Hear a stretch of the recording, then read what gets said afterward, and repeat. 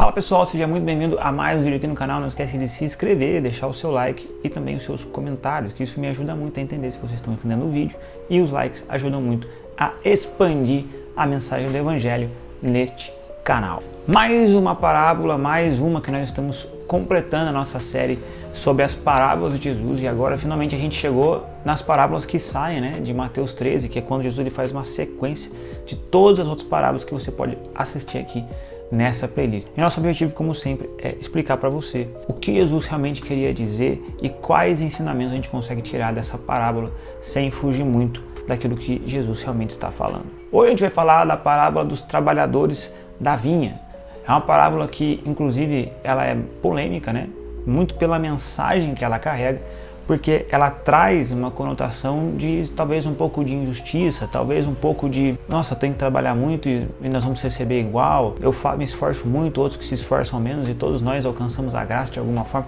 Nós vamos falar um pouco disso aqui nesse vídeo. Pra gente não ter que ler o texto todo, eu vou contar para você a história, porque é um texto bem longo. O texto está em Mateus 20, do versículo do 1 ao 16. E Jesus ele vai dizer o seguinte, ele vai falar, olha, o reino dos céus ele é semelhante a um senhor de terra, senhor de uma vinha, que ele contrata vários trabalhadores durante o dia. E ele vai contratar os primeiros trabalhadores logo no início do dia.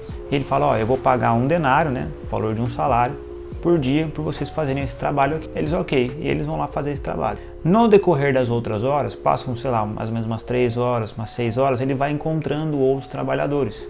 E ele vai contratando esses caras, sem dizer o salário que eles iam receber. Ele só fala, ó, tem um trabalho ali, se vocês quiserem trabalhar, eu estou contratando. E eles vão. E aí tem o trabalhador da primeira hora, que é o que já recebe, que já sabia, né, o valor que ia receber, que era de um denário, da terceira hora, da sexta hora, da nona hora e da última hora do dia, quando o dia já está encerrando. E ele contrata esses trabalhadores. Quando chega o final do dia, ele fala para os servos, podem fazer o pagamento, começando dos últimos que foram contratados, para depois pagar os primeiros. E aí que acontece a questão da parábola. Ele fala, o reino de Deus é semelhante a isso, então preste atenção no que vai acontecer aqui. Os últimos trabalhadores, eles recebem um denário. Como eles recebem um denário, eles trabalharam bem menos do que os que estavam trabalhando primeiro. Os primeiros, eles pensam, né? A Bíblia fala isso, que eles pensam, pô, eles receberam um denário. Eu acho que o Senhor vai aumentar o nosso salário. Afinal, a gente trabalhou todo esse tempo, o dia todo. E quando chega a vez deles, eles recebem o mesmo salário, um denário. E aí eles questionam o Senhor, eles falam assim, olha, por que você pagou um denário para eles? Eles fizeram bem menos do que nós fizemos. E aí o Senhor ele fala, por acaso você me acha mal por eu ter pago o salário devido a eles? O que eu combinei com você não foi o salário de um denário? Por que você está bravo? Eu fiz o que eu combinei com você. O que eu paguei para eles não é da sua conta, porque o que eu combinei com você foi pago. E a parábola termina assim. E eu quero trazer para vocês 5 ensinamentos que a gente pode tirar dessa parábola para que a gente consiga entender o que Jesus está dizendo. Primeiro ensinamento, por que Jesus ele paga igual para todo mundo? Isso não é um pouco injusto? Jesus ele conta essa parábola justamente para ele quebrar essa lógica de injustiça.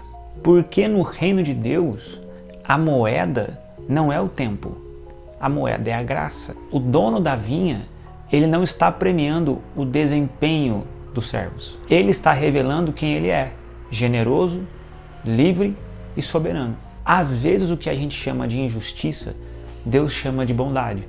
Então, se o que Deus faz por alguém te incomoda, talvez isso não esteja falando sobre justiça, mas esteja falando sobre comparação. A graça não é para ser medida, é para ser celebrada. E eu não sei você, né, mas isso já aconteceu comigo. E eu abro isso para vocês, né, de eu ver pessoas que às vezes fizeram menos do que eu fiz, ou que trabalharam menos tempo, ou que chegaram bem depois. E eu ver Deus pagando para elas, né, esse salário que é representado, né, alguma bênção, algum, sei lá, ministério, sei lá, qualquer coisa que envolva isso. E eu pensando, mas Deus, eu fiz mais. Mas Deus, eu tô desde antes, eu comecei antes deles. E isso sempre foi um grande problema para mim. Mas graças a Deus, Deus ele tem trabalhado tudo isso no meu coração e eu abro isso para você, para não parecer alguém aqui que não sofre coisas. Eu sofro coisas. E eu quero que você aprenda com isso.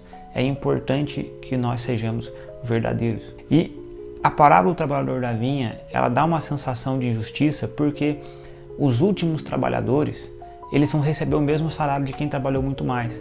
Só que o que a gente não entende aqui é que nenhum desses trabalhadores do reino, eles mereciam qualquer coisa, mereciam qualquer tipo de salário, mereciam qualquer tipo de função, mereciam qualquer tipo de bênção.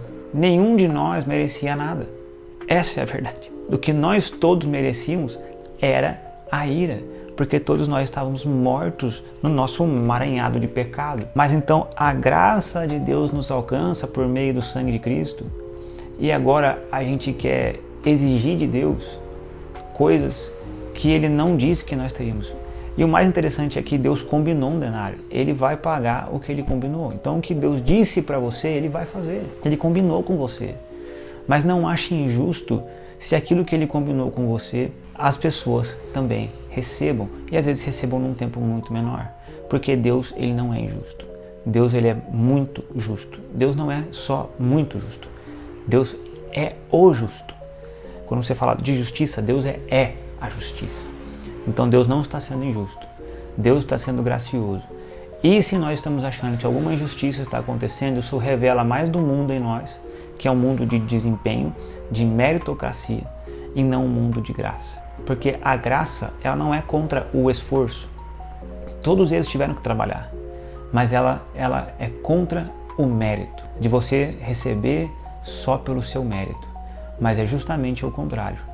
Nós temos o privilégio de servir, porque nem servir nós merecíamos, mas a graça nos permite viver isso. O segundo ensinamento que a gente pode tirar é que o problema aqui não era o salário, mas o coração. Os trabalhadores da vinha, eles não reclamam do salário que eles recebem, mas eles reclamam do salário que o outro recebeu. Eles combinaram com o Senhor de receber um denário, e foi isso que eles receberam. O problema deles só começou quando eles viram o que Deus fez para outra pessoa.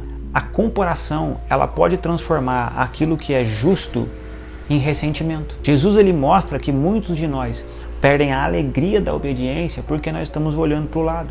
Você não perde a paixão por Deus porque Ele é injusto, mas porque você tem olhado mais para aquilo que Deus tem feito para os outros do que para aquilo que Ele tem feito para você. E se a gente entender isso, é muito libertador, você entender que, cara, aquilo que está me esfriando, aquilo que tem feito eu perder a paixão, eu perder o senso de propósito, eu perder a visão que Deus me deu, eu perder a palavra que Deus me deu, tem a ver com eu ficar olhando o que as pessoas estão fazendo, o que elas estão conquistando. E desde que eu me casei, 7 anos atrás, tendo filho agora, tudo isso eu percebo que muitas vezes eu quero proporcionar coisas para minha família, por exemplo, que elas nem querem.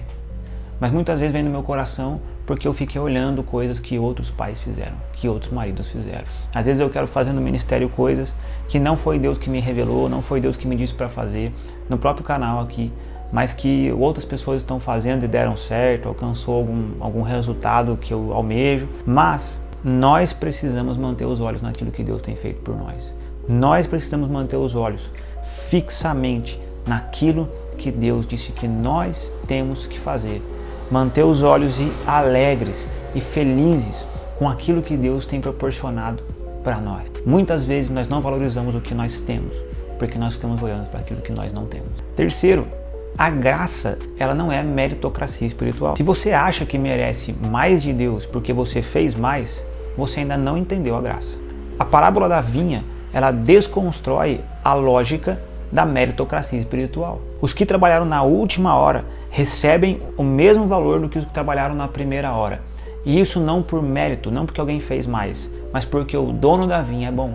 A graça, ela nivela todo mundo, os veteranos e os últimos. Isso não diminui você, mas exalta quem Deus é. Então a gente precisa entender que isso não está nos diminuindo, sabe? Pessoas receberem mais do que nós, pessoas alcançarem uma coisa que a gente tanto tem alcançado, tanto tem trabalhado. Isso não diminui o que nós fizemos, não diminui quem nós somos, não diminui todo o nosso trabalho, todo o nosso esforço, tudo que a gente tem plantado no Senhor, tudo aquilo que Deus tem feito na nossa vida. Isso não diminui, mas nós precisamos entender que se os nossos olhos estão na meritocracia, eu estou fazendo e eu mereço mais, nós ainda não entendemos a graça. Nós precisamos entender que às vezes nós estamos com inveja. E uma das coisas que eu mais oro nessa caminhada é que eu consiga manter os olhos naquilo que Deus me pediu para fazer, que Deus deseja que eu, Guilherme, realize, que eu faça, sem olhar para aquilo que os outros estão fazendo, mas celebrar aquilo que os outros estão fazendo, mas celebrar aquilo que Deus tem feito na vida de outras pessoas, porque o reino não é sobre mim, não é sobre você, é sobre a bondade de Deus, porque a obra que nós recebemos, ela não é nossa, é só Deus fazendo algo para os outros, através do meu e do seu ministério. Quarto ensinamento, a inveja espiritual, ela é real, e Jesus confronta isso. Você já percebeu que aquilo que às vezes mais dói, não é aquilo que você não tem, mas é o que o outro recebeu? Jesus, nessa parábola, ele expõe um dos pecados mais escondidos no nosso meio, que é a inveja espiritual. Os primeiros trabalhadores, eles não questionam Deus até os últimos eles terem recebido algo de Deus. A inveja espiritual, ela diz o seguinte: eu gostaria que Deus fosse bom comigo, mas não fosse tão bom assim com o outro. Se a bondade de Deus com outra pessoa te fere, isso fala mais do seu coração do que aquilo que Deus está fazendo. E uma coisa, meus amigos, é que Deus, ele é mestre em revelar o nosso coração. A Bíblia vai dizer que ele é aquele que sonda as mentes e os corações. Ele sabe o que está lá. A gente não sabe o que está no coração das pessoas, mas Deus sabe o que está no coração de todos nós, o que nós pensamos, o que nós sentimos. Se nós sentimos inveja, se nós ficamos com raiva, se o orgulho nos atingiu, se a gente achou que a gente merecia mais. Deus viu todas essas coisas. E eu não tenho problema em saber que Deus sabe disso.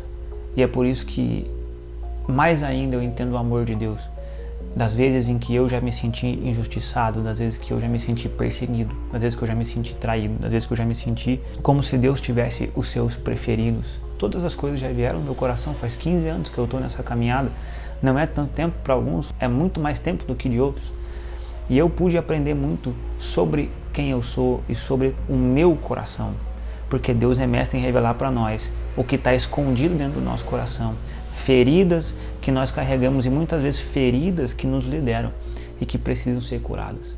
Por isso que nós, de tempos em tempos, precisamos nos separar de tudo que nós fazemos e passar um tempo em que Deus, ele está limpando o nosso coração, ele está tratando o nosso coração, em que você perde um pouco da sua relevância, você perde um pouco do seu serviço, você perde um pouco de tudo aquilo que você faz, para que você ganhe o seu coração limpo, para que você receba o seu coração de volta, aquele coração que vem de Deus, puro, sem toda essa carnalidade dentro dele. E a última coisa que nós podemos aprender com essa parábola que eu quero trazer para vocês: os últimos serão os primeiros. E isso não é sobre ordem na fila. Quando Jesus ele diz os últimos serão os primeiros, ele não está mudando a ordem da fila, ele está mudando a nossa mentalidade. Essa frase, ela não é sobre competição, mas ela é sobre reordenar os valores das coisas. No sistema humano, quem chegou primeiro é quem tem prioridade. No reino, quem reconhece a graça é que avança, mesmo que tenha chegado na última hora. Jesus ensina que Deus ele não está produzindo privilegiados, mas está quebrando orgulhosos. No reino não importa quando você começou, importa quem te chamou.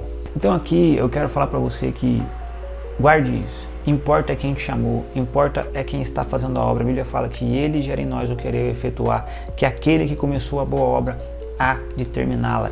E mesmo que às vezes você olhe para você e você perceba orgulho, você perceba inveja, sabe? Não tenha medo de perceber essas coisas em você, quando Deus te revela isso. Uma das coisas que eu gosto de dizer nas escolas da Bíblia, dando aula, nos discipulados, é que uma das coisas mais difíceis de você lidar na vida é lidar com você mesmo. Queremos fugir, de ter que olhar no espelho e perceber que a gente é invejoso, a gente é orgulhoso, a gente não está feliz com o que Deus fez por irmão, a gente está triste com o que alguém disse, a gente acha que foi injustiçado, traído, a gente acha que merece mais, e ter que lidar com isso.